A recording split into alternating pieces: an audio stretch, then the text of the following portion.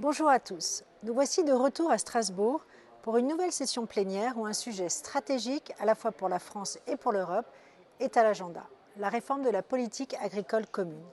Cette politique est la source de l'autonomie alimentaire de l'Union européenne. Sans elle, nous ne pourrions avoir une agriculture aussi développée et d'aussi grande qualité, assurant la sécurité alimentaire des citoyens européens. Mais l'agriculture, c'est aussi l'un des éléments clés du paquet climat européen. C'est cette équation que nous devons résoudre, garantir notre sécurité alimentaire et un revenu décent à nos agriculteurs, tout en protégeant notre environnement. Au terme de 3 années de négociations difficiles, les institutions européennes se sont accordées sur cette PAC pour la période 2023-2027. Cette réforme accompagnera la transition écologique de l'agriculture européenne et soutiendra le développement économique des filières agricoles. Je salue ici le travail de ma collègue Anne Sander, qui a œuvré d'arrache-pied à l'obtention d'un accord. En parallèle, la Commission européenne a annoncé la semaine dernière une série de mesures pour lutter contre la déforestation importée.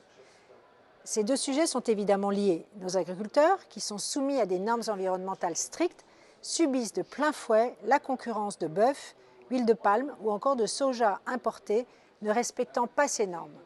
Ces importations subventionnent en quelque sorte la déforestation sur d'autres continents que le nôtre, alourdissant ainsi notre bilan carbone. Il était donc urgent d'agir. Au Brésil, par exemple, ce sont 13 000 km² de forêts tropicales qui ont disparu en un an. Face à ce triste record, l'Union européenne se doit de changer profondément sa politique commerciale. La législation proposée par la Commission permettra aux entreprises de recueillir des informations détaillées, comme par exemple les coordonnées géographiques, sur l'exploitation où les produits sont fabriqués. Ceci afin de prouver que ces produits ne participent pas à la déforestation. C'est une législation pionnière puisqu'elle s'appuiera sur notre programme de satellite Copernicus afin d'obtenir un historique fiable de l'évolution des surfaces agricoles et de la déforestation dans le monde. J'aurai l'occasion de revenir sur ce sujet puisque le Parlement européen sera amené à se prononcer dessus. Mais vous pouvez d'ores et déjà compter sur moi pour le soutenir. À bientôt.